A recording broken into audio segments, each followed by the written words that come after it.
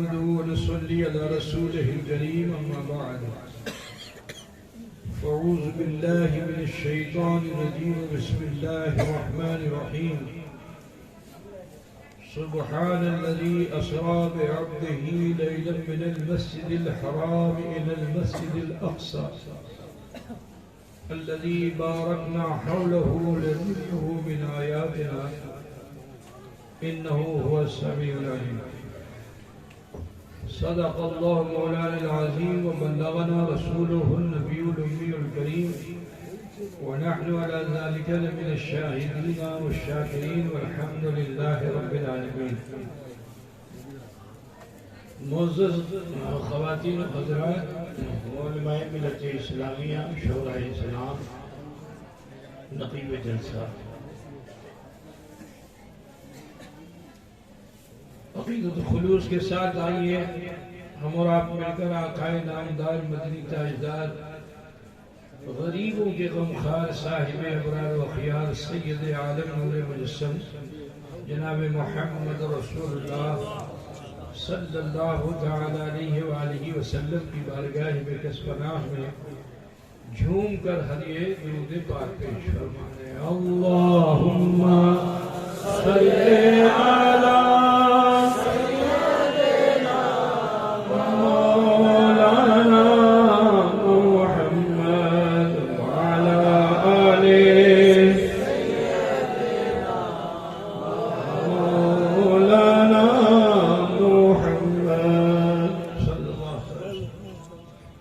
सबसे पहले तो मुबारकबाद के लायक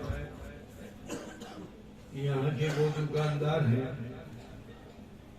जिन्होंने इस बज़्म को मुनक़िद किया। ये बज़्म आज की नहीं है, बहुत बहुत सालों पहले है। बच्चा कमेटी आपको क्या पता, आपको तो किसी को बताया नहीं। हम तो बगैर दावत के भी आए हुए हैं, हमको किसी ने दावत भी नहीं दिया है, फिर भी हमारे आए। बच्चा कभी नहीं तुम लोग हो? अरे वाह माशाअल्लाह, तुम लोग बच्चा कमेटी ने किया ना, माशाअल्लाह। बहुत अच्छा। अल्लाह ताला इस्लामी स्पिरिट बच्चों में इसी तरह बाकी रखे और इस्लाम फलता फूलता है इंशाअल्लाह ताला। तो बहरहाल जिसने भी किया, बच्चे ने किया, जवान ने किया, बूढ़े ने किया, जिसने भी किया, अल्लाह सब कुछ अता फरमाए। बहुत अच्छी बात है कि बड़ों ने बच्चों को आगे कर दिया। इनके बड़ों ने ही तो इनको आगे किया ना। तो बच्चा कमेटी के जो बड़े हैं वो भी मुबारकबाद के लायक है। तो कुल मिला करके इन्होंने बहुत बहुत पहले इसी जगह पर हुजूर अशरफुल औलिया अली रहमतुर रिज़वान आज से नहीं, अपनी जवानी से 1947 से हुजूर अशरफुल औलिया यहाँ तशरीफ लाते रहे। उस जमाने में जंगल था। हजरत बताते थे कि हाँ जंगली मुर्गी बहुत मिलती थी, अंडा बहुत मिलता था, उसी अंडे को पका पका के हम लोग खाते थे। हजरत बताते थे उस जमाने में यहाँ की पोजीशन ये थी। लेकिन फिर भी हजरत आते थे, शबे मेराज यही करते थे, 2, 5, 10 जो होते थे उसी में जलसा करते थे। बाद में जो अकीदतमंद बढ़े, मुरीदीन बढ़े, चाहने वाले बढ़े, तो हजरत ने फिर यहाँ एक कमेटी बनाई आईने हिंद कॉन्फ्रेंस के नाम से, जिसको बनाते हुए भी तकरीबन 45 या 50 साल हो गया। 50 साल पहले बनाई थी और बड़ा विराट जलसा यहाँ होता था। जब मैं फारिग हुआ था तो मैं यहाँ आया था, तिल रखने की जगह नहीं रहती थी, बहुत लोग आते थे यहाँ पे। और यहीं से फिर इस इलाके में कॉन्फ्रेंस करने का जज्बा पैदा हुआ लोगों में। तो अल्हम्दुलिल्लाह अब गाँव-गाँव में कॉन्फ्रेंस हो जा रही है। ये उसी कॉन्फ्रेंस की बरकत है जो पीराना पीर में आईने हिंद के नाम से होती थी। 2 रोज़ा कॉन्फ्रेंस होती थी। एक दिन आईने हिंद पर खिताब होता था, दूसरे दिन हुजूर रसूल रहमत सल्लल्लाहु अलैहि वसल्लम पर खिताब होता था। मैं इत्तला इसलिए देना चाहता हूँ कि यहाँ पे बहुत से नए लोग भी आए हुए हैं। देख रहे हो ये क्या है, छोटा सा मजमा है नहीं, ये आशिकों का मजमा है, चाहने वालों का मजमा है। तो बहरहाल बीच में हालात ऐसे हुए कि हाँ ये काम नहीं हो सका। फिर भी कुछ न कुछ हर साल होता रहा, छोटे पैमाने में बड़े पैमाने पर। आज इन बच्चों ने हौसला किया, टेंट लगा दिया, स्टेज बना दिया, और अल्लाह का शुक्र है कि इंशाअल्लाह फिर निशत सानिया होगी और ये जलसा फिर अपनी शान और शौकत के साथ आएगा इंशाअल्लाह। दुआ करते हैं कि अल्लाह ताला इन बच्चों के हौसले को बुलंद फरमाए, इनके ईमानी जज्बे को बुलंद फरमाए और दीन के काम में इसी तरह बढ़ चढ़ कर ये हिस्सा लेते हैं। बहरहाल वक्त इतना नहीं है कि ज़्यादा और लंबी छोड़ी बात की जा सके, तो मेरी तबीयत भी आज ठीक नहीं है, लेकिन फिर भी जिक्र करते करते दम निकले, यही उम्मीद है, यही आरज़ू है। तो अपनी सेहत का और तबीयत का कोई गिला शिकवा नहीं है ना। थोड़ी सी बात समाप्त कर लो। काफी हद तक तो मौलाना शाहजहां साहब ने और फिर उससे पहले खतीब थे उन्होंने, और बाद में हमारे मदरसे के मुफ्ती जलील कदर मुफ्ती, ये ऐसे मुफ्ती हैं कि इनको तो आप बड़ी सादगी के साथ देख रहे हो, और बड़े इन्होंने बिल्कुल मुख्तसर पूरा खुलासा जो है अपने खिताब में पेश कर दिया। ये ऐसे मुफ्ती हैं कि इनको हिंदुस्तान के बड़े बड़े सेमिनार में, जहाँ दानिश्वर होते हैं, जहाँ बड़े बड़े मुफ्तियान किराम होते हैं, वहाँ इनको इनवाइट किया जाता है, वहाँ इनके लिखे हुए को पढ़ा जाता है। बहुत ही लर्नेड टीचर है ये, अल्हम्दुलिल्लाह। अल्लाह ताला इनके इल्म और अमल में बहुत इजाफा फरमाए और फैज़ान अशरफिया इनके जरिए आम होता है इंशाअल्लाह। बहरहाल मैंने भी उसी आयत करीमा को ज़िम्मे उन्वान कर लिया, क्योंकि आज का टॉपिक ही यही है, तो टॉपिक से हटकर बात करना वो भी गैर मुनासिब है। अल्लाह रब्बुल इज्जत इरशाद फरमाता है, सुब्हानल्लज़ी असरा, पाक है वो जात, पाक है, पवित्र है वो जात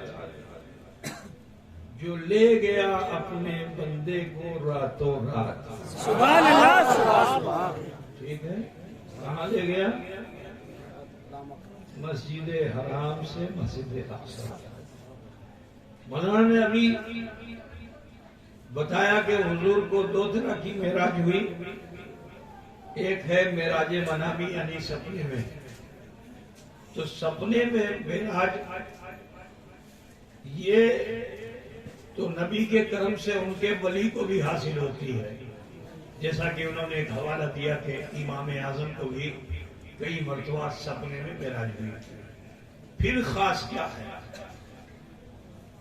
कि अगर बशर और खैर बशर दोनों को मेराज हो जाए तो फिर खास क्या है? तो अल्लाह ने इसीलिए बेरसूल ही नहीं कहा, क्या फरमाया? बेअब्द ही। और अब्द का माना होता है बंदा, मानुष। और मानुष उसी को कहते हैं जिसके पास जिस्म भी हो और रूह भी हो। ठीक है ना? अच्छा बोलिए, कोई आदमी सोया हुआ है, आप सलाम करोगे? नहीं। मरा हुआ है, सलाम करोगे? न मरे हुए को आप सलाम करते हो, न सोए हुए को सलाम करते हो। सलाम किसे किया जाएगा? जिसमें जीवन है। यदि जीवन नहीं, जिंदगी नहीं, तो सलाम नहीं। ठीक है ना भाई? तो अल्लाह ने क्या फरमाया? बेअब्दे ही, ले गया अपने बंदे को। मालूम क्या हुआ कि ये सपने वाली मेराज नहीं है, ये अपने वाली मेराज है ना। अब्दियत के साथ मेरे नबी गए। कहां से? मस्जिद हराम से मस्जिद अक्सा। अच्छा, किस लिए ले गया? अल्लाह इसलिए ले गया ताकि अपनी निशानियां दिखाए। तो अल्लाह ताला ने इस सफर मेराज में, अगर इसमें तफसीलन बयान किया है तो कई रात गुजर जाएगी। वो निशानियां क्या क्या हैं, बस इतना समझ लो कि अल्लाह ताला ने अपने हबीब को अपनी निशानियां दिखलाने के लिए ये सफर कराया। कहां से? मस्जिद हराम से मस्जिद अक्सा तक। अब यहाँ एक बात और भी बता दूं कि मौलाना ही के जुमले से बताना चाहूंगा कि अल्लाह ताला ने हजरत जिब्रील अमीन को भेजा और जब जिब्रील अमीन तशरीफ लाए तो उस वक्त रसूल पाक सल्लल्लाहु अलैहि वसल्लम सो रहे थे। तो सोने वाले को जगाने के लिए हय्या अलस सलाह कह देते, अस्सला तो खैरुम मिनन नौम कह देते, ठीक है ना। सोने वाले कैसे जगाए जाते हैं? हय्या अलस सलाह से, हय्या अलल फलाह से, या अस्सला तो खैरुम मिनन नौम। तशरीफ लाए थे तो हजरत रसूल रहमत सल्लल्लाहु अलैहि वसल्लम के जुल्फे अंबरी में अगर अपने नूरानी हाथ को रख देते, जिब्रील अमीन पेशानी पर अपना नूरानी पर लगा देते तो बोलो नबी आंख खोल देते कि नहीं? लेकिन जिब्रील को भी मालूम है कि इटा अदब नहीं, अदब पूछते थे ना, इटा अदब नहीं, नबी को जगाया नहीं जा सकता क्योंकि नबी सोते ही नहीं। जब सोते हैं तो उनका दिल जागता है, नबी सोते नहीं है। जब सोते हैं हुजूर खुद फरमाते हैं जब मैं सोता हूं तो मेरा दिल जागता है। हुजूर जब सोते हैं तो उन पर वही का नुज़ूल होता है। तो अदब को मलहूज रखा। आए सराहने, उतरे कहां थे? सराहने। हुजूर आराम कर रहे थे तो हजरत जिब्रील बार बार हुजूर की बारगाह में आ चुके। कभी अल्लाह के रसूल क़याम की हालत में तो जिब्रील आ गए, कभी रुकू की हालत में तो जिब्रील आ गए, कभी सज्दे की हालत में तो जिब्रील आ गए, कभी काबे की हालत में तो जिब्रील आ गए। लेकिन आज का आना रसूल पाक की बारगाह में कुछ अजब है। क्या अजब है? क्योंकि रसूल पाक को जिब्रील अमीन ने कभी इस हालत में पाया ही नहीं था। रसूल पाक के पास जब आए तो हुजूर जागृत छिले, बांग्ला में होगा ना, हुजूर जागृत छिले, कयाम में छिलें, रुकू में छिलें, सजदा में छिलें, कादा में छिलें, ठीक है, बोशा छिलें, लेकिन सूता छिलें बेटा देखे नहीं, इसको देखा नहीं था। भालोबासा बढ़ गई। माजमिया ने बताया ना आपको शेर के जरिए इश्क क्या होता है जी। अलिश्क नार यहरक़ु मा सिवल महबूब, इश्क एक ऐसी आग है कि जो महबूब के सिवा सब कुछ जला डालती है। हजरत जिब्रील अमीन का अदब देखो। आज लोग कहते हैं नबी नबी शाहिर नादान, जिब्रील से सिखा ले। हजरत जिब्रील अमीन आए सिरहाने तो अपना नूरी पर लगा देते, हुजूर आंख खोल देते। लेकिन जिब्रील की अकीदत क्या है?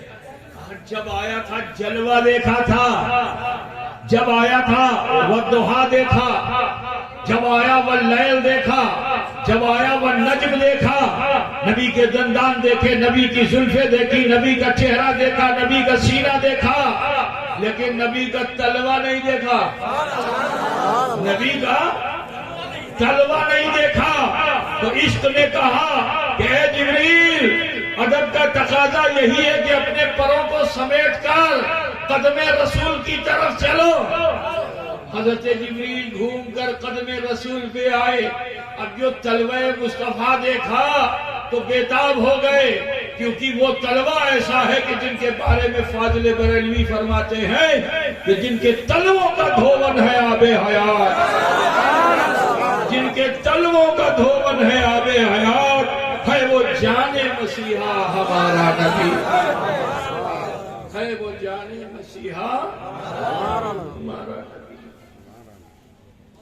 आए तो देखते ही रहते। लेकिन सुनो, भालोबासा इसी में है कि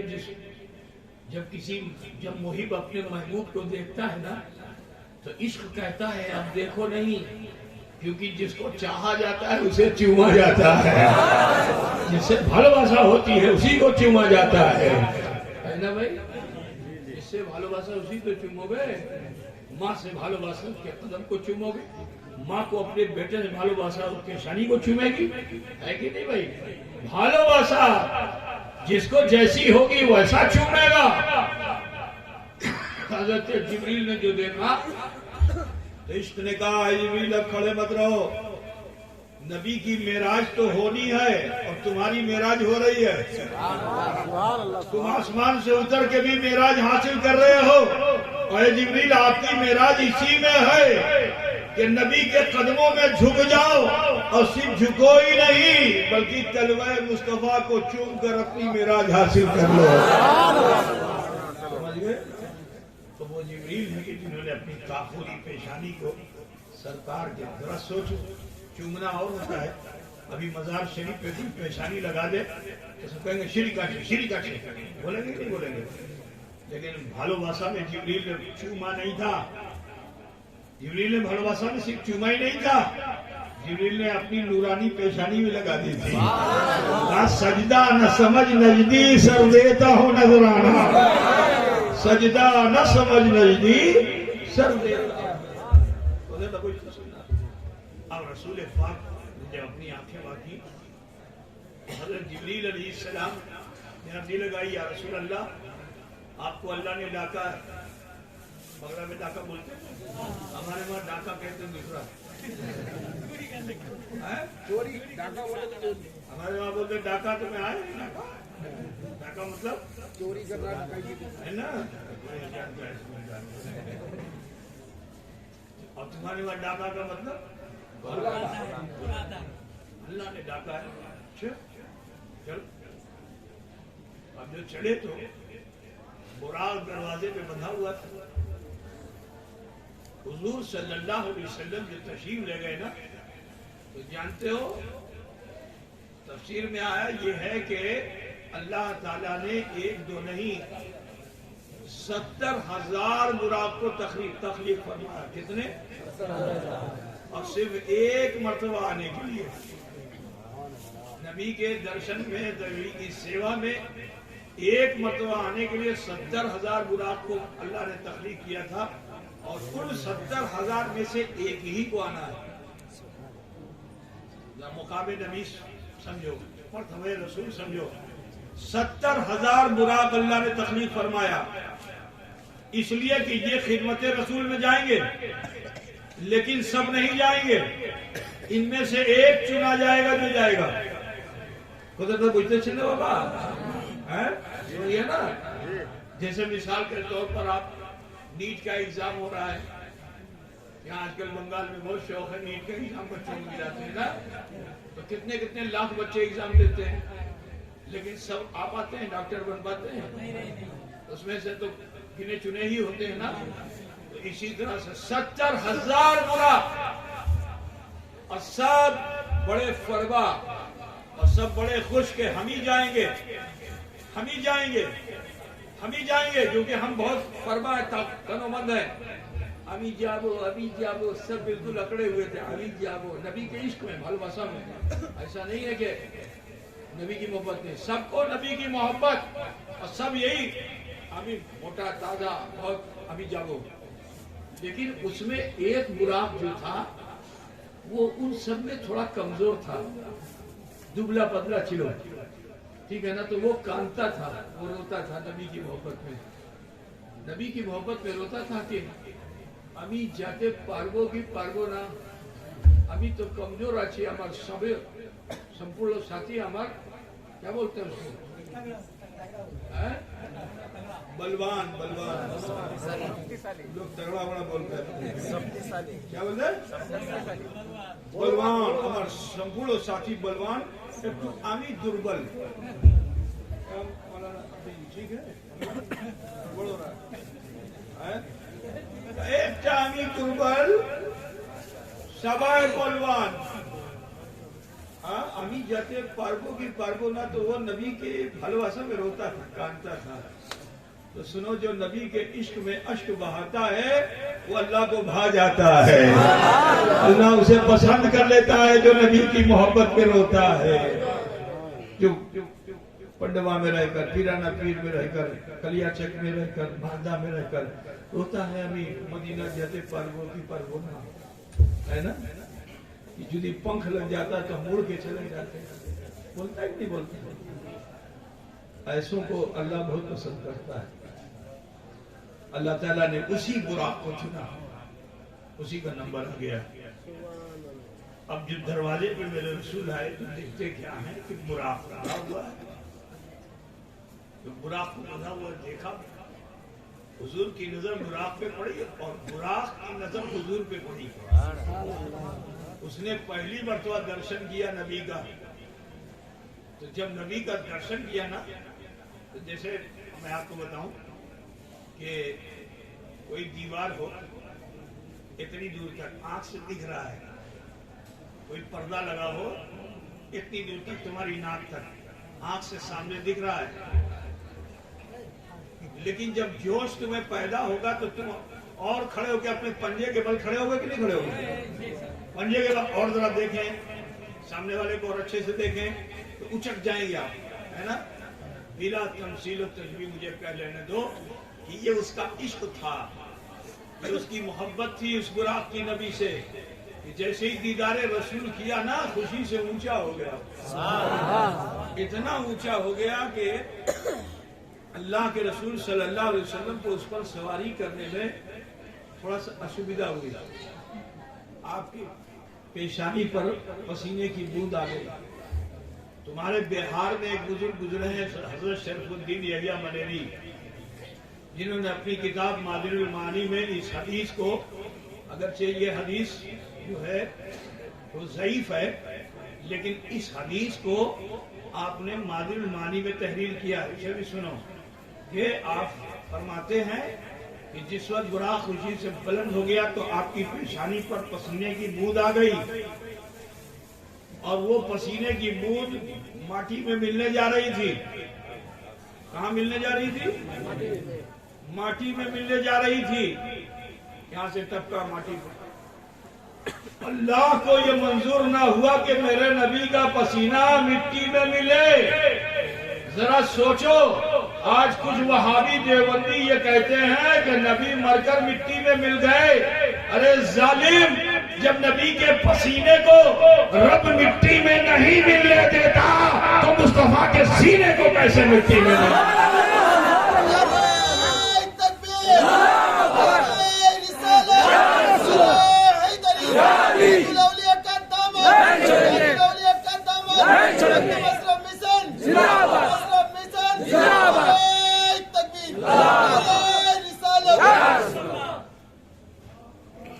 जमीन को अल्लाह ने हुक्म दे दिया कि जमीन तो फट जा। जमीन फट गई, वहां से एक पौधा निकला अल्लाह की कुदरत से।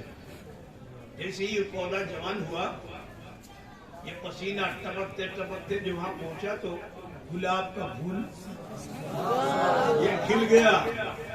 जैसे ही खिला वो पसीना गुलाब के फूल में दाखिल हो गया। कयामत तक के लिए नबी के पसीने की खुशबू उसी गुलाब के फूल में है। इसीलिए कहा गया जब फूल देखो तो दुरूद पढ़ो, क्योंकि इस फूल को निस्बत नबी के पसीने से है। ठीक है ना। अब तुम लोग फूल उड़ाता है, ये सब दूसरों का तरीका है। फूल नहीं फेंकना चाहिए, फूल की इज्जत करो, ठीक है ना।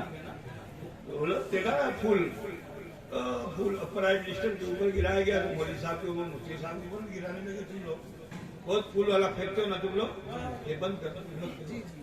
हार पहनाओ, माला पहनाओ, ये सब ठीक है, लेकिन जो फूल फेंकते हो जमीन पे उसमें भजाने कितने लोगों का पैर चढ़ता है ना। इससे थोड़ा बचना चाहिए, ये बंद कर लो, ठीक है। दूसरे, किसी के ऊपर आप फूल डालोगे तो बोलो खुश होगा कि नहीं होगा? उसके अंदर तो तकब्बुर आएगा।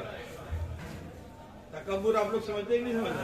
घमंड वो घमंड हो जाएगा, घमंडी मानुष। अच्छा भला मानुष, उसको आप घमंडी बना रहे हो फूल डाल करके, ठीक है। पीर साहब बड़े तकवा शियार, मालूम है कि वह फूल डालना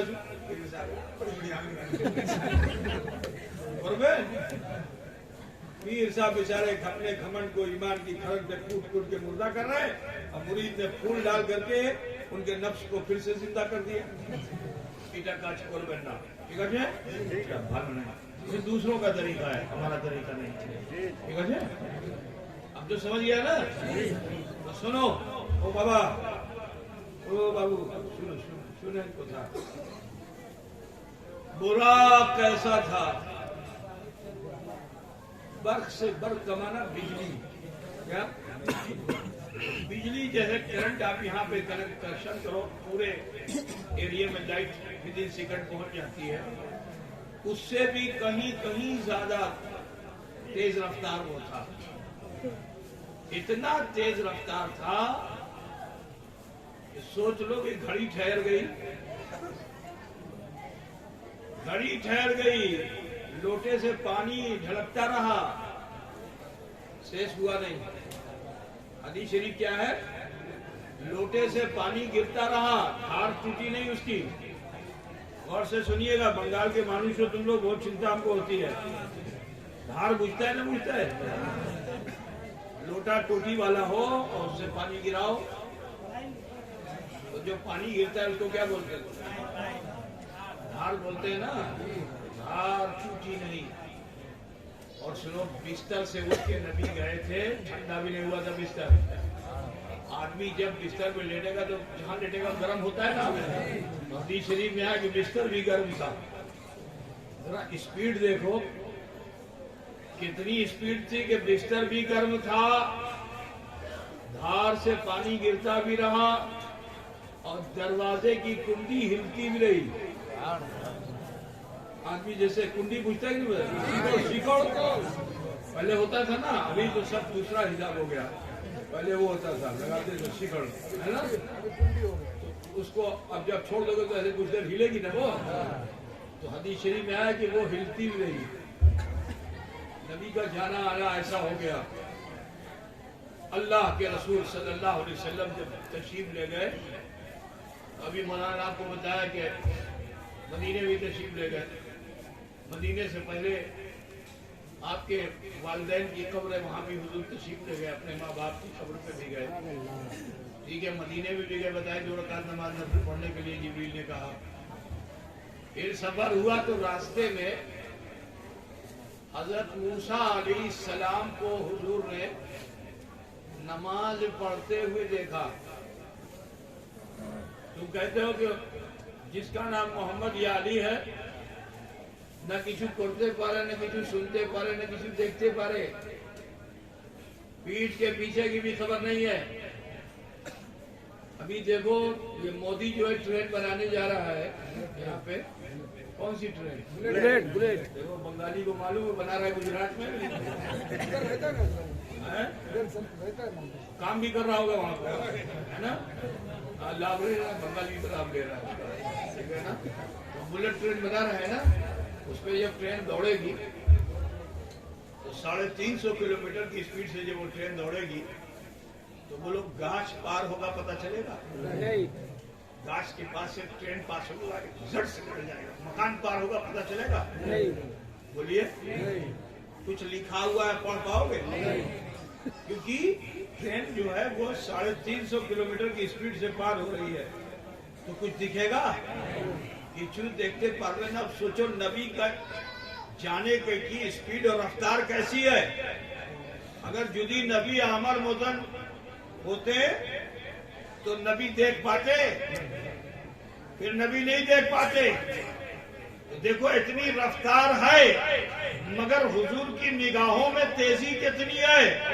इतनी रफ्तार से भी सफर हो रहा है कि खुद रसूल पाक फरमाते हैं कि मैं जब गया तो देखा मूसा अलैहिस्सलाम अपनी कब्र में नमाज पढ़ रहे हैं।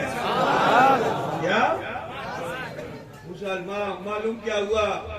नबी को क्या, वली को भी माटी खाती नहीं है, है ना? जो जिंदा है वल्लाह, जिंदा है वल्लाह, जिंदा है गरीब चश्मे आलम से छुप जाने वाले। पता पूछते थे ना, अरे बरेली के लोग आ गए तो भैया आला हज़रत का शेर बोल दिया था। सुनेंगे आप लोग? भाई बंद कर रहे हैं, ट्रेन लेनी है। सुन में अभी जब ये 6 लोगों को सुनाएंगे है ना, ये लोग जोश में आया है, अल्लाह ताला तुम्हारे जोश को सलामत रखे। आमीन।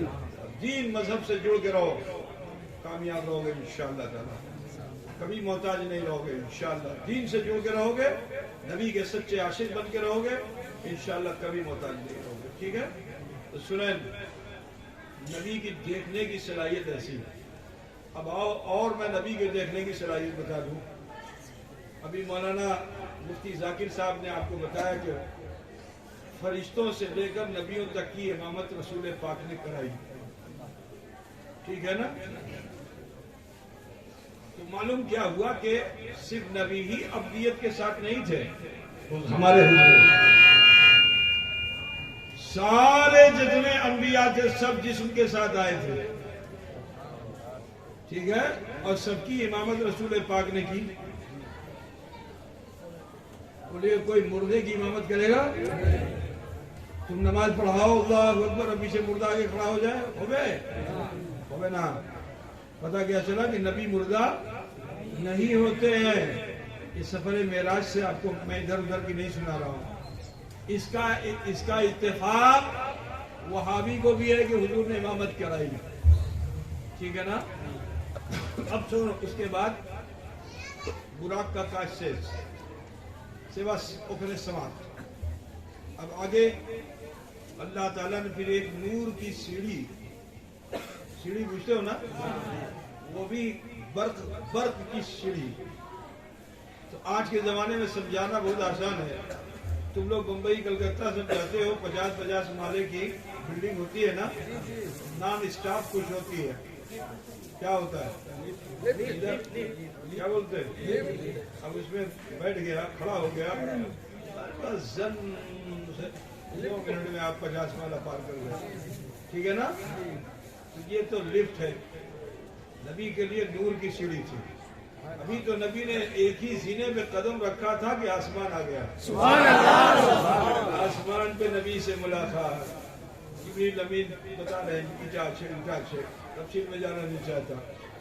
और फिर अति शीघ्र दूसरा आसमान भी आ गया, तीसरा आसमान भी, चौथा आसमान भी, 5वां, 6वां, 7वां, सारे आसमान आ गए। हत्ता के जन्नत भी आ गई, दोज़ख भी आ गई। जन्नत में हुजूर का हुल्ले बहिश्ती दिखाया गया, संदूक खोला गया, उसमें आपका कापुड़ जीटा चिलो हुजरा दिखाया गया। जहन्नम की तरफ गए तो वहाँ पे जो गुनहगार उम्मती थे उनको भी देखा कि वहाँ क्या क्या अजाब है, उसको भी देखा।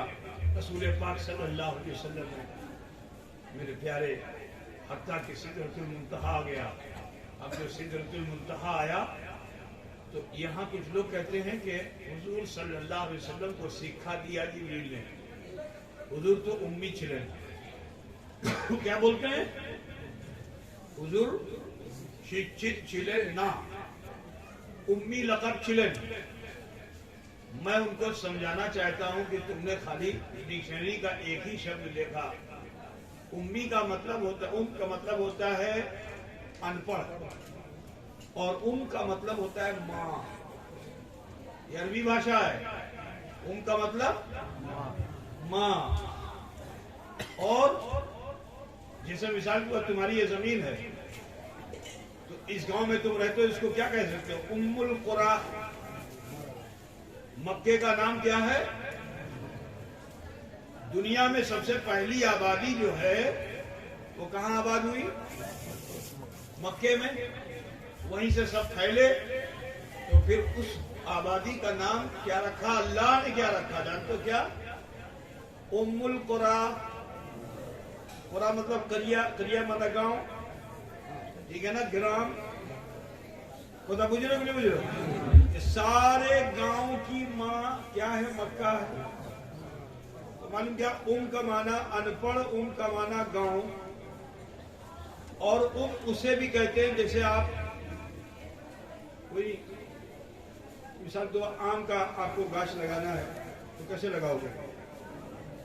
पहले गुठली से तैयार करोगे ना, तो चारा जिसको बोलते हो, तो वो चारा जो आप जमीन में लगाते हो, जब वो चारा फट जाता है, वहां से कोपल जो निकलती है, उसके नीचे जड़ होती है, उसको क्या बोलते हैं? सिकोड़। अंग्रेजी में उसको रूट बोलते हैं। क्या बोलते हैं? देखो ये करता है, वही काम करता है ना?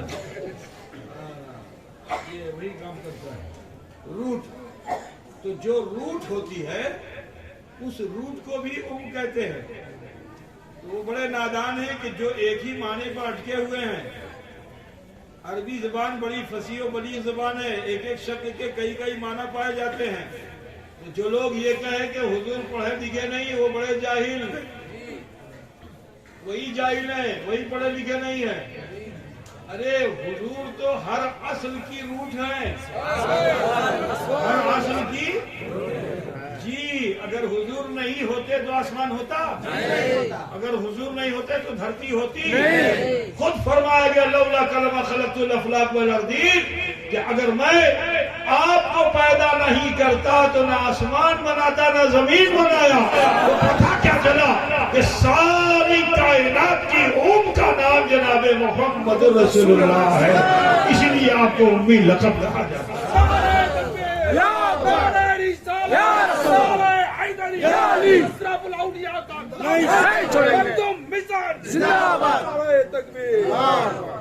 खुदा भूल गया ना भाई जी। हुजूर सल्लल्लाहु अलैहि वसल्लम को दिखाते चले। अब जैसे मौलाना मुफ्ती साहब हैं, हमारे गुलाम रजा साहब हैं, बच्चे को कुरान हिफ्ज कराते हैं, ठीक है। अब वो बच्चा कुरान हिफ्ज करके मौलाना के सामने आके पढ़े, तो अगर पढ़े अल्हम्दुलिल्लाहि रब्बिल आलमीन, तो वो अपने उस्ताद को पढ़ा रहा है या पढ़ रहा है? पढ़ रहा है। बोलिए, उस्ताद को पढ़ा रहा है या पढ़ रहा है? पढ़ रहा है। वो सबक जो याद करके आया है तो वो सुना रहा है ना, उस्ताद को सुना रहा है। देखने खोती हो गया, उस्ताद बोले हम अलहम नहीं, अलहम है ना, मखरज के साथ पढ़ाएंगे। ऐसा करेंगे नहीं? देखा लोग कितनी मेहनत करते हैं, तो उन्होंने देखा होगा आप जी लोग कितनी मेहनत करते हैं।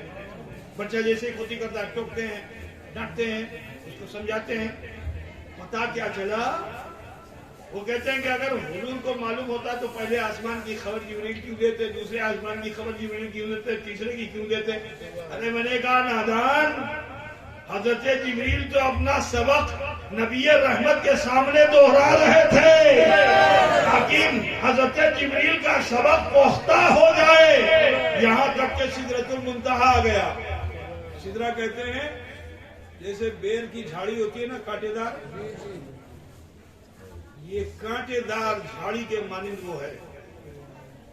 बिल्कुल बैर समझते हो, बैर कांटेदार होती है ना, उस पर सुकूनत किसकी है? हज़रत जिब्रील अलैहिस्सलाम की है। कोई मिसाल नहीं, मैं तुम्हें समझाने के लिए बता दूं कि अगर बुलबुल एक चिड़िया होती ना, वो तुम्हारे गांव का बुलबुल नहीं होती, वो बड़ी खतरनाक उसकी है ना, वो तो कहीं ना कहीं अटक जाएगा। तो बुलबुल से तशबीह दी गई है, बुलबुल सिदरा कहा गया जिब्रील अमीन को। इतनी कांटेदार झाड़ी है और उस कटेली झाड़ी पे कौवा नहीं बैठेगा। कभी आप बैर के झाड़ पे कौवे को बैठे हुए नहीं देखोगे, लेकिन बुलबुल जहाँ चाहे वहां चली जाए। उधर बुझते से ना, बुलबुल एक चिड़िया होती है, वो उस बैर की झाड़ी में जहाँ चाहे जिस टहनी पे जाए चली जाए, किच्चू असुविधा नहीं, कांटा उसको तकलीफ नहीं देगा। उधर बुझते से ना, बड़ी कांटेदार झाड़ी है, कोई वहां जा नहीं सकता सिवाय जिब्रील अमीन के, हत्ता कि उस पर मीकाईल भी नहीं जा सकते। हजरत मीकाईल अलैहिस्सलाम जो उसके पाए को थामे हुए, वो भी सिदरा पे नहीं जा सकते। हजरत इसराफील भी नहीं जा सकते। बात समझिए ना, ये जो मेहतर रसूलान है न फरिश्तों में, वो भी वहां नहीं जा सकते। ये खासियत है, मुकाम सिर्फ हजरत जिब्रील का है, यही वहां तक जा सकते, कोई नहीं जा सकता। लेकिन जरा सोचो कि मेरे मुस्तफा की अब्दियत कैसी है, ऐसी लताफत है मेरे मुस्तफा की अब्दियत में कि आप अपनी अब्दियत के साथ गए कि नहीं गए? गए ना। जब वहां पहुंचे तो हजरत जिब्रील ने क्या कहा, আমি যেতে পারবো না, যদি আমি যাবো তো আমার পর জ্বলে যাবে।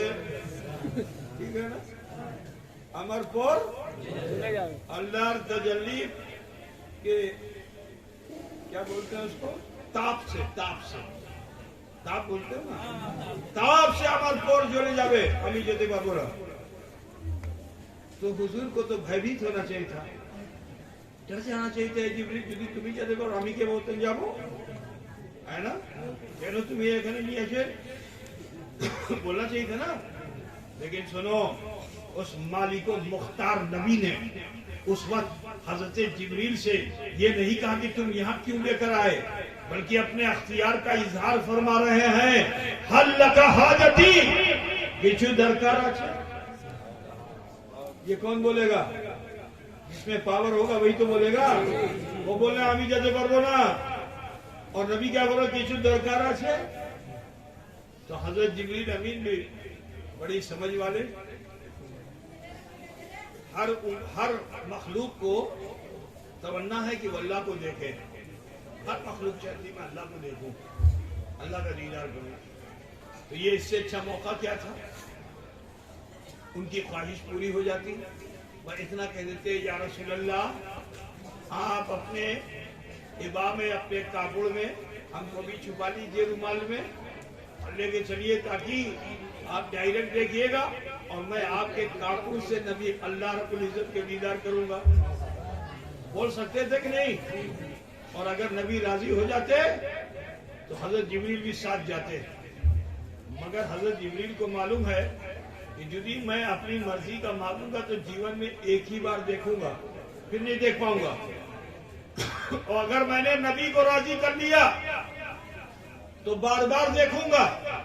ये नियत और इरादा जो हुआ, तो आपने कहा, या रसूल अल्लाह, একটা আমার ইচ্ছা, কি ইচ্ছা আছে? আমার ইচ্ছা এটা আছে कि যখন আপনার উম্মতি पुल सिराज से पार हो तो मैं अपने पर को बिछा दूं, ताकि जहन्नम की आंच भी न लगे आपकी उम्मत को। पता गुजरे हो ना, क्योंकि नबी राजी हो जाएंगे तो जब जब उम्मत गुजरेगी मैं दीदार रब करूंगा।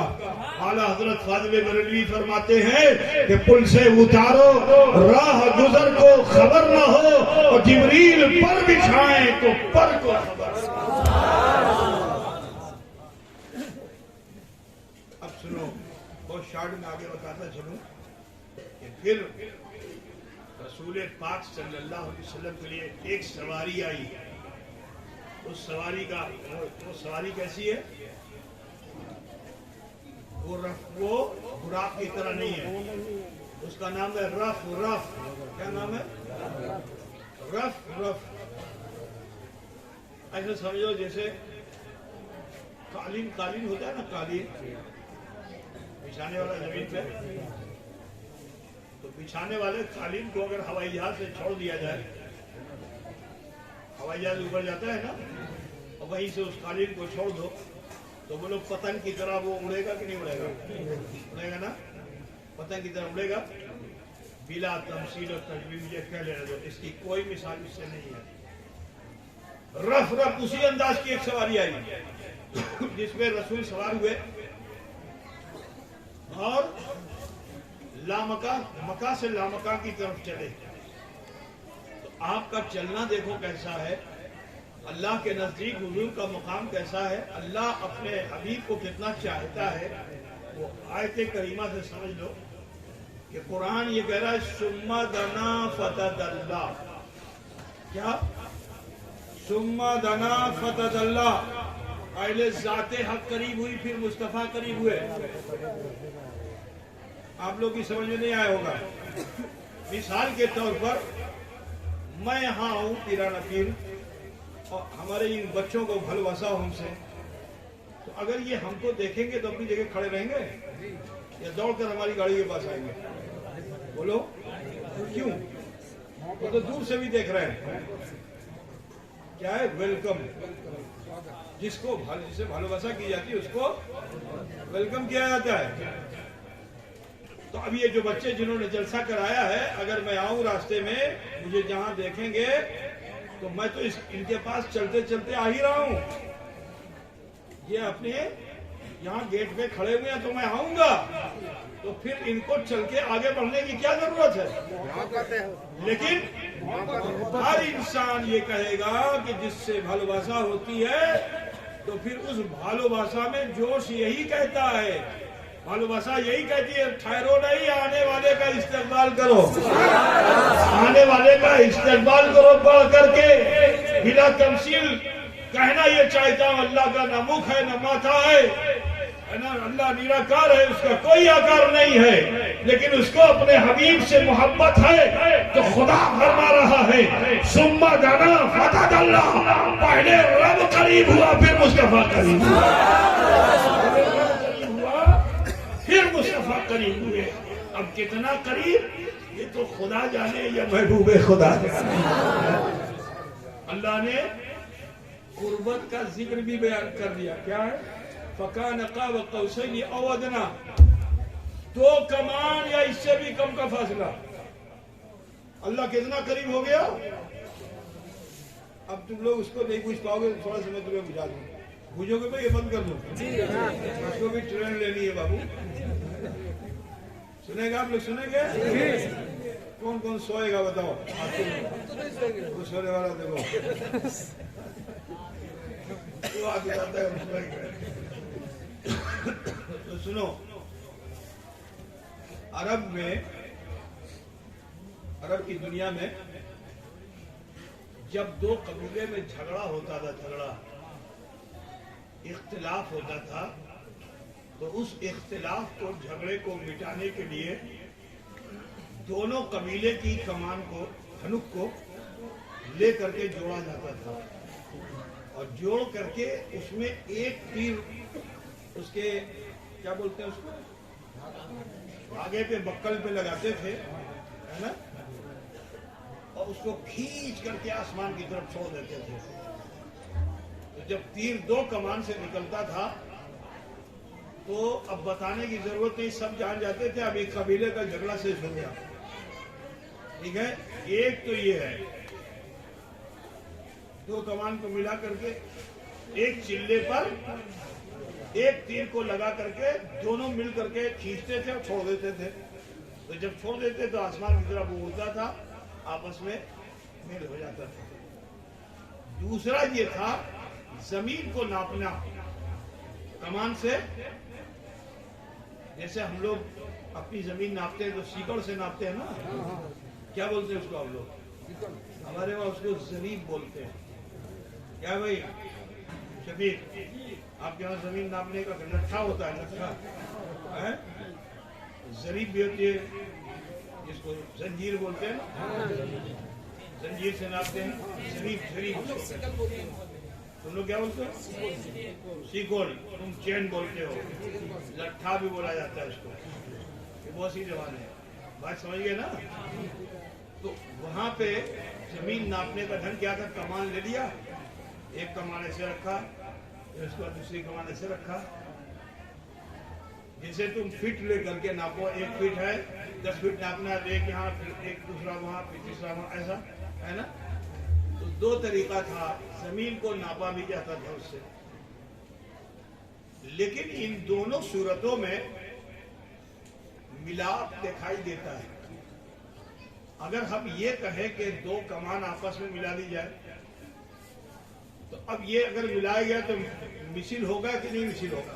बोलो, मिसिल होगा ना। और अल्लाह का कोई मिसल है ही नहीं, अल्लाह का कोई शरीक है? अल्लाह का कोई शरीक नहीं है, ठीक है ना। अगर हम ये कहें कि जमीन नापने के लिए जैसे, तो एक कोना यहाँ रखा, फिर दूसरा कोना उससे लगा के रखा, 2 कमान हुई कि नहीं हुई? तो दोनों कमान का कोना मिला कि नहीं मिला? अगर ये मिलन भी है तो भी शिर्क है। 2 कमान को भी मिला दिया तो भी शिर्क, अगर इस तरह मिलाए तो भी शिर्क। फिर कैसे होगा? तो आओ मैं तुम्हें बताना चाहता हूँ, कमान की हकीकत को जानना होगा। कमान कहते हैं एक बांस के डंडे को जिसके दोनों कोने को रस्सी से बांध दिया जाता है, ठीक है ना। लेकिन अगर रस्सी खोल दो तो वो कमान नहीं है, फिर लाठी है ना। मालूम क्या हुआ कि कमान की असल रस्सी है। कमान की असल क्या हुई? रस्सी है। अब तुम्हें बुझाने में मुझे आसानी होगी कि कमान की असल क्या है, ठीक है ना।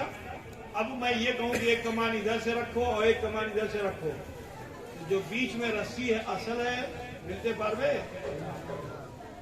अरे भाई कोना मिल जाएगा दोनों, लेकिन बीच में जो चीज असल है वो मिलेगी?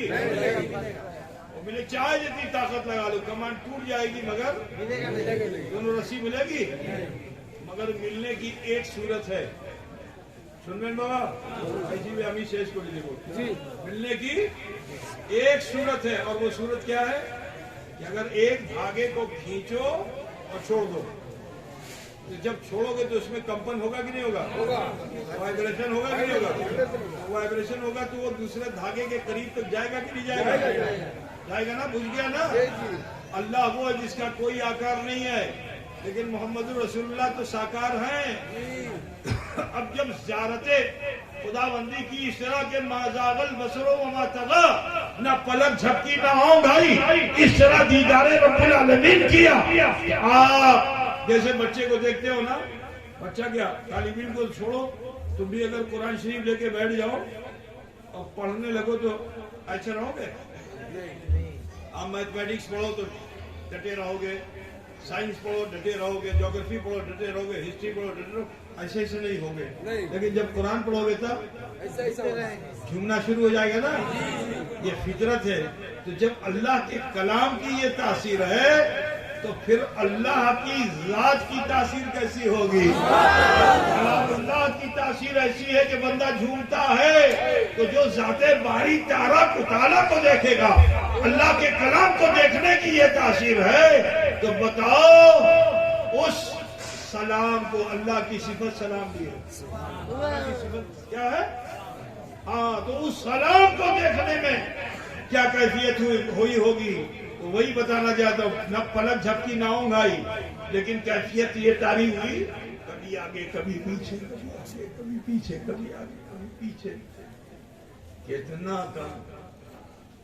तो इकबाल की जुबान में सुनो, तुम्हें नहीं समझ में आएगा कि उधर अल्लाह से वासिल, इधर बंदों में भी शामिल, खवास उस बरज़ख़े कुबरा का है, हरफ़े मुशद्दद का। अज़ीज़ाने गिरामी, गर्ज के इस तरह से दीदारे हक किया। अच्छा एक बात बताओ बच्चों, तुम लोगों से पूछना चाहता हूँ, अगर तुम बाजार में खड़े हो और मैं आऊं और तुमको ऐसे देखने लगूं, पीले कपड़े वाले को ऐसे पलक न झपकाऊं, तो आपने बोलबे ना हुजूर की किसी दरकार अच्छे न की बोलेगा नहीं? कोई आदमी पलक न झपकाए और टकटकी बांध के किसी को देखे तो सामने वाला शर्मिंदा होगा, बोलेगा क्या? किसी दरकार अच्छे न की, किसी जरूरत ऐसे न की, बोलेगा नहीं बोलेगा? है ना? बोलो अल्लाह से कोई चीज छुपी हुई है? अल्लाह से तो कोई चीज छुपी हुई नहीं है। लेकिन जब रसूलुल्लाह ने इस तरह से अल्लाह को देखा तो अल्लाह क्या फरमाता है? हल लका हाजती, किसी दरकार अच्छे? तो मेरे नबी को फौरन अर्ज कर देना चाहिए था, अल्लाह मेरी दरकार सिर्फ एक मेरी उम्मत मेरे लिए हवा कर दिया है। लेकिन अल्लाह का भय नबी पे इतना गालिब था कि आप वहां क्या कहते हैं, हदीस शरीफ सुन लो कि वमा अबदना का हक़ इबादती का, क्या कहा? वमा अबदना का हक़ इबादती का, वमा आरफना का हक़ मारिफती का, इल्ला कमा हक़, मैंने तेरी बंदगी की नहीं, तुझसे मांगू क्या? যেটা আপনার হুকুম ছিল আমি पूर्ण करते पारी ना, और इतना पूर्ण किया नबी ने कि सूरह मुज़म्मिल का नुज़ूल हो गया। नबी ऐसी इबादत कोई कर ही नहीं सकता। नबी ने ऐसी इबादत की, अल्लाह ने किसी नबी के लिए नहीं फरमाया कि इबादत करना रोक दो, बेशी करो नहीं, आधा करो, कम करो। किसी नबी से कहा मछली के पेट में भी जिक्र कर रहे थे, अल्लाह ने कहा नहीं, तकलीफ में रुक जाओ। सर पे आरा चल रहा था, अल्लाह ने हुक्म दिया थोड़ी देर रुक जाओ, बहुत रक्त तो प्रवाहित हो रहा है, सर तुम्हारा कट गया है। बोलिए, कुएं में थे हजरत यूसुफ अलैहिस्सलाम, अल्लाह ने फरमाया तुम बड़ी मुश्किल में हो, जिक्र कम कर दो। लेकिन मेरे नबी इबादत करने पे आ जाएं तो अल्लाह सूरह मुज़म्मिल का नुज़ूल फरमाए कि या अय्युहल मुज़म्मिल कुमिल लैला इल्ला कलीला, कि काली कमली के ओढ़ने वाले, दोशाले के ओढ़ने वाले, रात में कयाम करो, मना नहीं किया जाता, मगर आधी रात करो, पूर्ण रात नहीं दोस्तों। और उसके बाद क्या है, बातें करीबा के बताओ जल्दी, आगे क्या है। और उसमें आधी रात का जिक्र आया, और उसके बाद फिर क्या, इल्ला कलील, या उससे भी कम, क्या कहा। और उसके बाद फिर नबी की मर्जी पे छोड़ दिया कि यदि तुम्हें কিছু বেশি করতে চাইছেন তো সেটাই করবেন। क्या होता है देखो, प्यार देखो, आधी रात करो, फिर कहा उससे थोड़ा कम करो, अल्लाह ने फरमाया। फिर उसके बाद क्या फरमाया, यदि আপনি করতে চাইছেন কিছু বেশি করতে চাইছেন সেটা আপনার মর্জি। बात समझे ना, जरा देखो, ऑर्डर तो ऑर्डर होता है, ऑर्डर में तो फिर जिस पर ऑर्डर दिया जाता है उसको उसकी मर्जी नहीं चलाई जाती। लेकिन मेरे रसूल ऐसे मालिको मुख्तार हैं कि अल्लाह ने अपने ऑर्डर में भी ऐसी सूरत अता फरमा दी अपने ऑर्डर में कि ये मेरी तरफ से हुक्म है ऐसा करना, लेकिन यदि आपका मन चाहता है किसी और करने का तो सोचो, ऐसे नबी की इबादत करना, ऐसे नबी है जो इबादत ऐसी करते हैं, लेकिन अल्लाह की बारगाह में क्या अर्ज किया, अल्लाह की बारगाह में यही अर्ज किया कि मोहम्मद नाम का हक्का इबादत का। आज हम जुमा पढ़ के निकलते सीना बुला के टोपी को इधर उधर हिलाते हैं, है ना, ऊंची टोपी, नीची टोपी, लाल टोपी, पीली टोपी, किसी किसी टोपी पढ़ करके हफ्ते में एक दिन जुमा पढ़ने जाते हैं, है ना, अकड़ के निकलते हैं सीना फुला करके। आज मैंने जब जीत लिया है, जरा सोचो मेरे नबी की इबादत कैसी। अल्लाह को ऐसा देखा कि पलक नहीं झपकी, और क्या रहे हैं, जे मुतक आपनी के क्या बोलते हैं बंगला में, जैसा देखना चाहिए से मुतक हम ही देखते पारलम ना। जरा सोचो, इटा मिथ्यो नहीं, इटा खोटी नहीं, मिथ्यो नहीं, ये आजिजी है।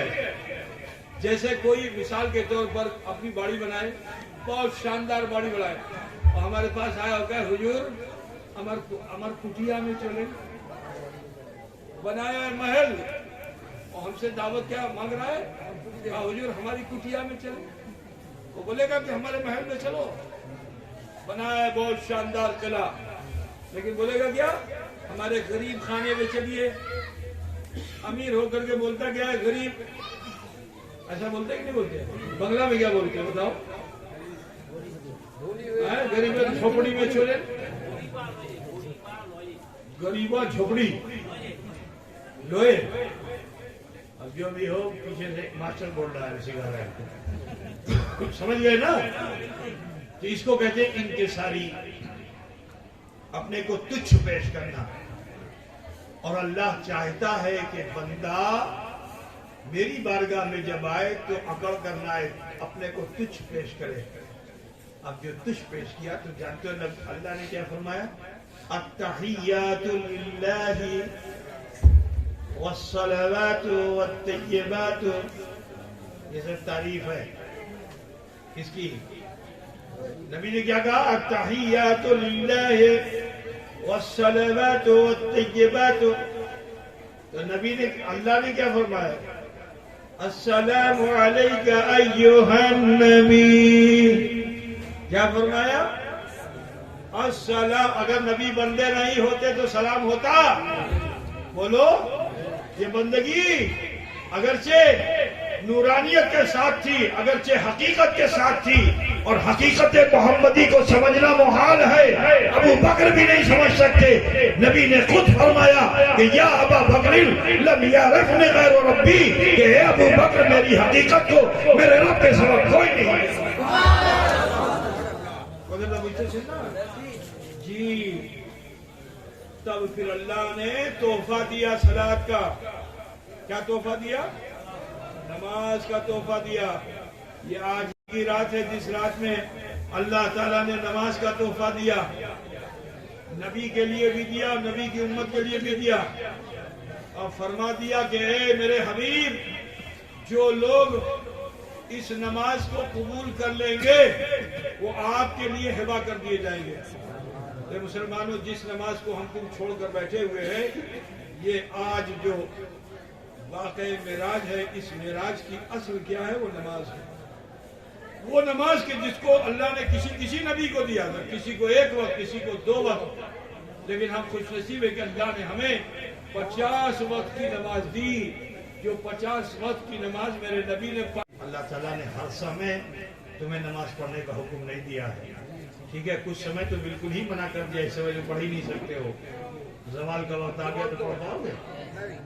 सूरज जो है चढ़ रहा है अभी, नमाज पढ़ते पाओगे? नहीं पढ़ पाओगे।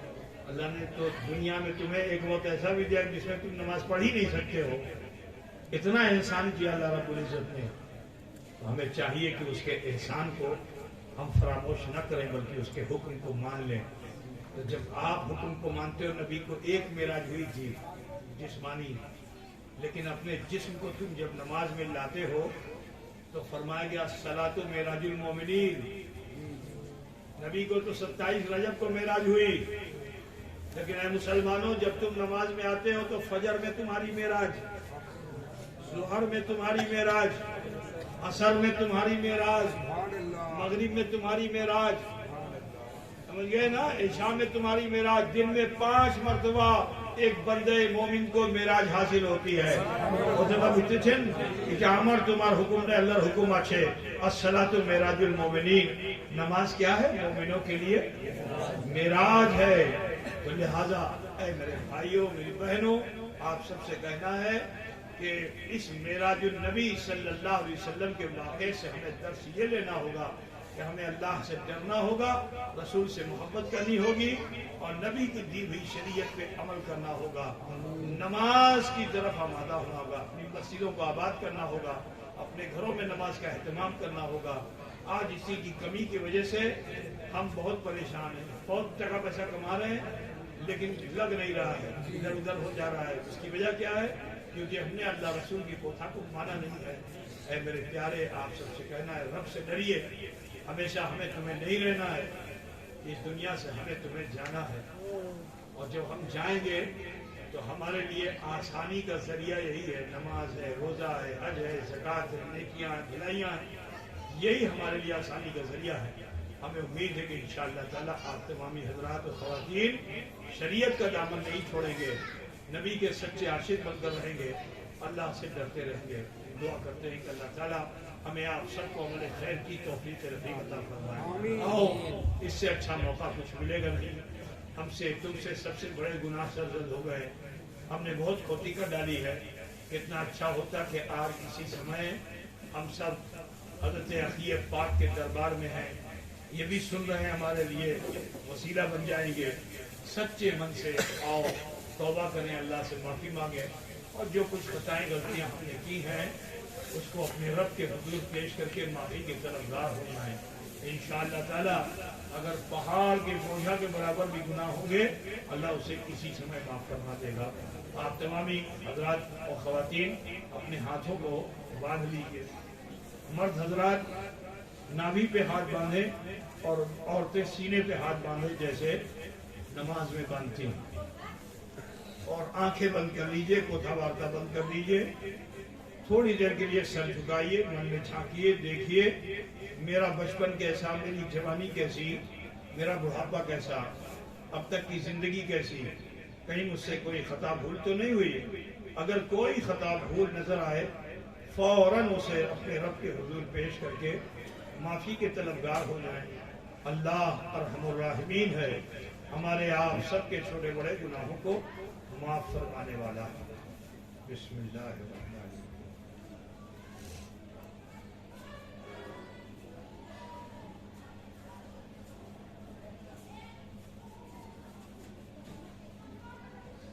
पढ़िए बिस्मिल्लाहिर्रहमानिर्रहीम। ला इलाहा इल्लल्लाह मुहम्मदुर रसूलुल्लाह। अल्लाह ही माबूद है, मुहम्मदुर रसूलुल्लाह सल्लल्लाहु अलैहि वसल्लम अल्लाह के सच्चे रसूल हैं। अस्तगफिरुल्लाह रब्बी मिन कुल्लि ज़ंबिन व अतूबु इलैह। ऐ अल्लाह, तेरी बारगाह में सच्चे दिल से सब छोटे बड़े गुनाहों से हम तौबा करते हैं और हम वसीला चाहते हैं तेरे महबूब सैयद आलम नूर मुजस्सम अहमद मुश्तबा मोहम्मद मुस्तफ़ा सल्लल्लाहु अलैहि वसल्लम का। इस अल्पो समय में अल्लाह ताला ने हम सब पे फजल फरमाया कि हमने कलमा शरीफ पढ़ा और इस्तग़फ़ार किया। इस समय हम और आप ऐसे हो चुके हैं जैसे माँ के पेट से पैदा होने वाला बच्चा होता है। अब जरूरी है कि अपनी आने वाली जिंदगी को बेहतर बनाइए, गलत कामों से अपने आप को बचाइए, नेक अमल कीजिए। इंशाअल्लाह ताला दुनिया भी अच्छी होगी और आखिरत भी बेहतर होगी।